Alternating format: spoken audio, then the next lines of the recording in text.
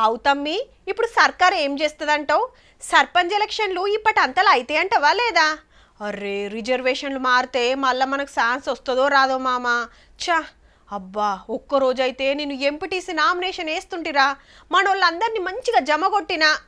అవునరా, పెద్ద కులాలకు రిజర్వేషన్ ఇచ్చినాడు సప్పు లేదు కానీ ఇప్పుడు గిట్లా ఆగబడతాన్రేమ్రా అని అంతటా నడుస్తున్న చర్చలు.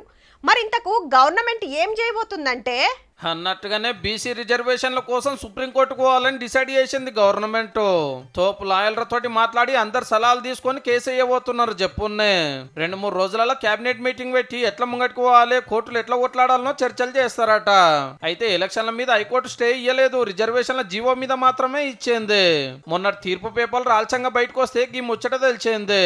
ఓట్లు పెట్టొచ్చు, కాకుండా రిజర్వేషన్లు పెంచొద్దు అనేది ఆడారు. అంటే బీసీలకు 42% రిజర్వేషన్లు ఇవ్వకుండా పాత లెక్క ప్రకారం పోవాలి. అప్పుడు బీసీలకు 25% రిజర్వేషనే ఉంటది. గట్లయితే మొత్తం రిజర్వేషన్లు 50% దాటాయి. ఏ లొల్లి ఉండదు అనేది కోర్టు మాట. కానీ ఇట్లా పెట్టేది ఉంటే కులగణన, అసెంబ్లీల తీర్మానము, ఆర్డినెన్స్, జీవో ఇవన్నీ అవసరమే లేకుండే ఎన్నడో కొత్త సర్పంచులు వద్దురు. ఎలక్షన్ల ముంగట మాటిచ్చారు కాబట్టి రిజర్వేషన్లు వేస్తున్నారాయే.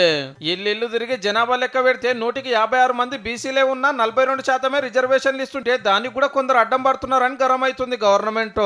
ఇలా బీజేపీ బీఆర్ఎస్ పార్టీ ఒకటే ఏ రకంగా కోర్టులో అప్పీల్ చేస్తా ఉన్నారు, ఏ రకంగా అడ్డుకుంటా ఉన్నారు, ఇది ప్రజలకి ఇద్దరికి అర్థమైనట్టు సందర్భం. ఆల్రెడీ బీసీ సంఘాలు రోడ్ల మీదకి వచ్చి నిరసనలు చేస్తున్నాయి, అంతటా మీటింగులు నడుస్తున్నాయి. సోమవారం రాష్ట్ర రోకోలు, మంగళవారం తెలంగాణ బంద్. బీసీల నోటికాడి అన్నముద్ద లాక్కొని అవమానపరిచారు కాబట్టి దీని మీద నిరసిస్తూ 14న తలపెట్టిన బంద్కు అన్ని పార్టీలు మద్దతు ఇవ్వాలని.